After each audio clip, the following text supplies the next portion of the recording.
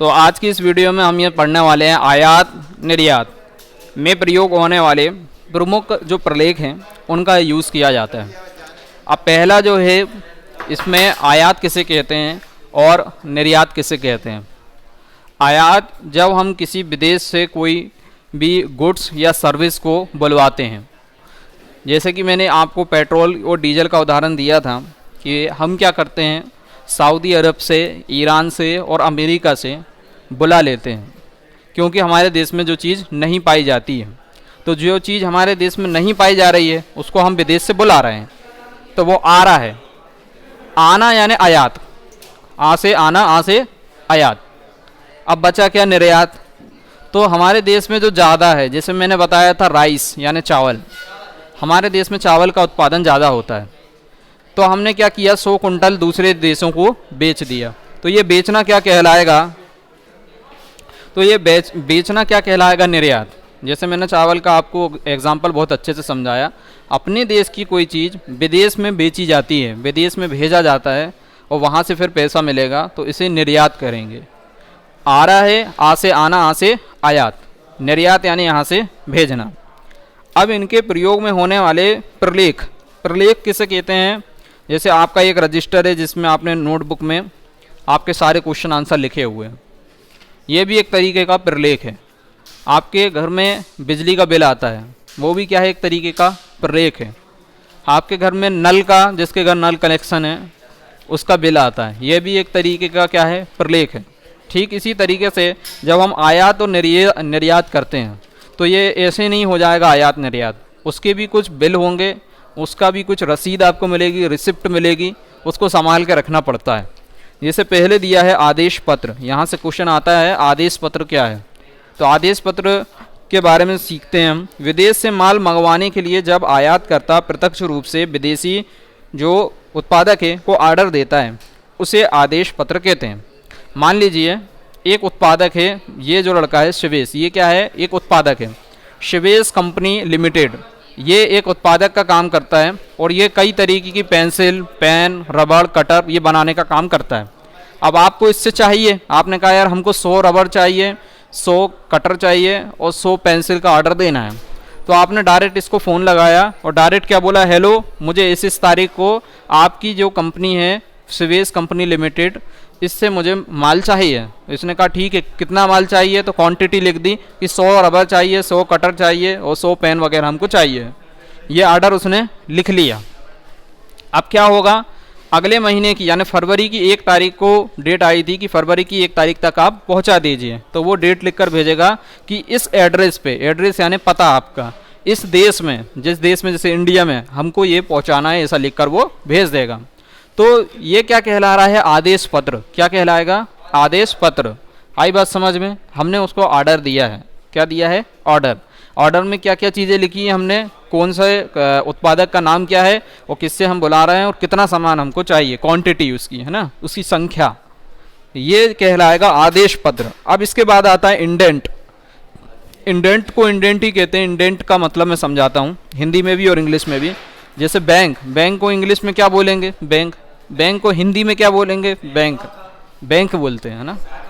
शाखा यानी ब्रांच होती है, इंग्लिश में ब्रांच कहते हैं, हिंदी में शाखा कहते हैं, ठीक है। बैंक यानी बैंक ही होता है। ऐसे ही इंडेंट होता है। इंडेंट आप समझिए आदेश पत्र का ही तरह होता है क्रेता द्वारा। क्रेता यानी खरीदने वाला। जैसे आप कोई माल खरीदना चाहते हैं तो आप क्या कहला जाएंगे, क्रेता। बेचने वाला क्या कहलाता है, विक्रेता, वो क्योंकि बेचने का काम कर रहा है। तो तैयार करके निर्यात प्रतिनिधि के माध्यम से, अब देखो आदेश पत्र जो हो रहा था डायरेक्ट हो रहा था, फ़ोन लगाया डायरेक्ट हमने बात कर ली। अब इसमें आप डायरेक्ट बात नहीं कर सकते। इंडेंट में आप किसी क्लाइंट को भेजेंगे, अपने एजेंट को भेजेंगे, अपने किसी प्रतिनिधि को भेजेंगे, किसी दूसरे व्यक्ति को भेजेंगे लिखकर। इसके माध्यम से निर्यातक देश में स्थित जो प्रतिनिधि है उसको भेजा जाता है। अब प्रतिनिधि किसको दे देगा, उत्पादक को। जैसे मैंने बताया शिवेश कंपनी लिमिटेड, अब ये प्राइवेट कंपनी जो लिमिटेड है, इससे हमको माल खरीदना था, तो हमने इसको डायरेक्ट फ़ोन लगा के नहीं कहा, डायरेक्ट इससे बात नहीं करी, बल्कि किसी एक क्लाइंट को भेजा, उसने इससे बात करी। किसी एक प्रतिनिधि को भेजा, उसने इससे बात करी। किसी एक अपने जो दुकान है उसका एजेंट भेज दिया और उसने इससे बात करी। यानी डायरेक्ट बात हुई क्या, नहीं हुई। हमने जो उससे कहा था क्लाइंट से, क्लाइंट ने इनसे कह दिया। ये जो बिल हम लिख कर देते हैं इसमें क्या क्या लिखा रहता है, सीवेज कंपनी लिमिटेड से हमको ये सामान चाहिए, कितनी सामग्री चाहिए उसकी पूरी हमने डिटेल लिख दी और एजेंट का नाम लिख दिया और हमें इस तारीख को चाहिए। आदेश पत्र की तरह ही होता है, काम भी वैसा ही करेगा, लेकिन डायरेक्ट नहीं होके किसी प्रतिनिधि के जरिए, किसी कंपनी के वर्कर के जरिए ये काम होगा, डायरेक्ट नहीं होगा। आई बात समझ में? दोनों में अंतर यह है, आदेश पत्र होगा तो हम डायरेक्ट फ़ोन लगा के बात कर लेंगे, लेकिन इंडेंट होगा तो किसी आदमी को भेजेंगे, वो अपनी बात रखेगा। आई बात समझ में? दोनों में क्या अंतर है, आदेश पत्र और इंडेंट। क्यों किया जाता है, क्यों बनाए जाते हैं? ताकि उसको पता चल जाए कि भैया हमें माल चाहिए, उसको पता चल जाए कि इसको माल चाहिए, ये बुलाना चाहता है, वस्तुएं खरीदना चाहता है, इसलिए ये तैयार किए जाते हैं। अब इसके बाद दिया है जहाजी बिल्टी। अब देखिए इतना सारा जो माल आ रहा है वो एरोप्लेन पे नहीं आएगा। क्यों? एरोप्लेन की टिकट बहुत ज़्यादा कॉस्टली होती है, इतनी ज़्यादा टिकट दे के हम माल नहीं बुला सकते, तो किस पे बुलाएंगे? जहाज़ पे बुलाएंगे। समुद्र के जरिए जहाज़ पे माल आएगा और फिर बंदरगाह से आप उतार सकते हैं। सी पोर्ट कहते हैं उसको इंग्लिश में और हिंदी में बंदरगाह। जहाँ पे जैसे रेलवे स्टेशन अपन जाते हैं तो वहाँ ट्रेन ही ट्रेन होती हैं, ट्रेन में बैठ जाओ उठ जाओ। इसी तरीके से बस स्टैंड जाते हैं, वहाँ बस होती हैं, बस पे बैठिए जाइए। इसी तरीके से जहाज़ जहाँ उतरते हैं और जहाँ से माल लादा जाता है और उतारा जाता है उसे क्या कहते हैं? बंदरगाह। इंग्लिश में बोलते हैं सी पोर्ट। अब इसको समझना है जहाजी बिल्टी। जब निर्यातक द्वारा, अब निर्यातक कौन है? जो माल यहाँ से बेचने का काम कर रहा है वो निर्यातक है, द्वारा कम मात्रा में माल भेजना होता है ना, ज़्यादा नहीं, कम मात्रा में भेजना होता है। तो ऐसी स्थिति में जहाजी कंपनी सामान्य जहाज़ द्वारा माल भेजने की व्यवस्था करती है, यानी जो नॉर्मल जहाज़ होते हैं ना उनमें वो माल भेजने की सुविधा उपलब्ध कराती है। माल को जहाजी कंपनी के कार्यालय में भेजने पर जो रसीद प्राप्त होती है, अब ये समझ लो पूरी कहानी यही है। बस की टिकट होती है, ट्रेन का रिजर्वेशन का रहता है, या टिकट आप खरीदते तो टिकट होती है। ठीक इसी तरीके से जहाज़ में माल लादने की भी एक रिसिप्ट होती है जिसे हिंदी में रसीद कहते हैं। वो रसीद का नाम क्या है? जहाजी बिल्टी। जहाजी बिल्टी कोई आसमान से उतरी हुई चीज़ नहीं है। जहाजी बिल्टी क्या है? आपने जो रसीद ली है ना उसी को जहाजी बिल्टी कहते हैं। अब आई बात समझ में? ये एक तरीके का टिकट है, इसे दिखाओगे तो ही तुम्हारा माल लदेगा, तो ही वो उतारेंगे, नहीं तो भगा देंगे। टिकट नहीं है, विदाउट नो टिकट भगा देंगे। अब कार्यालय में भेजने में जो रसीद प्राप्त होती है, इस रसीद को ही जहाजी बिल्टी कहा जाता है। तो आई होप आपको समझ में आ गया होगा, काफ़ी सरल है। इसके बाद चार्टर पार्टी इंग्लिश में और हिंदी में नव भाटक। अब ये नव भाटक किसे कहते हैं और चार्टर पार्टी किसे कहते हैं इसे भी हम समझेंगे। जब माल अधिक मात्रा में, अभी क्या था? कम मात्रा में। यदि तुम्हें कम मात्रा में करना है तो जहाजी बिल्टी का इस्तेमाल कर लो। 1 कुंटल भेजाना है माल, जहाजी बिल्टी। 100 कुंटल भेजाना है तो फिर तो अपन को क्या भेजना पड़ेगा? चार्टर पार्टी या नव भाटक। ये भी एक तरीके का कागज़ का टुकड़ा ही है, बिल है एक तरीके का। जब माल अधिक मात्रा में भेजने के लिए जहाजी कंपनी से पूरे जहाज का एक भाग किराए पर लेने के लिए अनुबंध किया जाता है। उन्होंने कहा कि कहते हैं ना हमारे घर की पूरी फैमिली जाएगी, 4 सीट बुक कर दो, कहते हैं ना। या बुकिंग वाले से कहा कि हमारे साथ हमारी फैमिली जाएगी तो आप क्या करें, हमारी बस की बुकिंग स्वीकार करें। तो इस तरीके की बुकिंग जहाज़ की भी होती है कि हमारा 100 कुंटल माल जाएगा तो पीछे का जितना एरिया सब खाली कर दो, हमारा माल रखाएगा इसमें। उनने खाली कर दिया, इस तारीख को आप माल भिजा सकते हैं। तो यह अनुबंध किया जाता है। ऐसी स्थिति में जहाजी कंपनी एक प्रपत्र देती है, एक रसीद देती है। रसीद समझते हैं ना, एक टिकट दे देती है, ये समझो, रिजर्वेशन टिकट देती है। अब ये जो रिजर्वेशन टिकट है इसी को क्या कहेंगे? नव भाटक या चार्टर पार्टी। आई बात समझ में?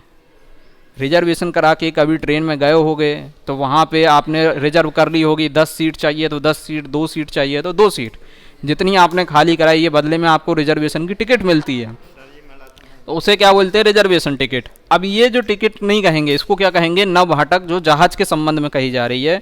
जो जहाज़ पे आप माल ला देंगे और अधिक मात्रा में ला देंगे तो इस अनुबंध को क्या कहेंगे हम?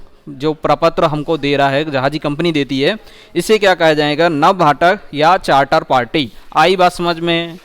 काफ़ी सरल है और इतनी कोई इसमें दिक्कत वाली बात नहीं है।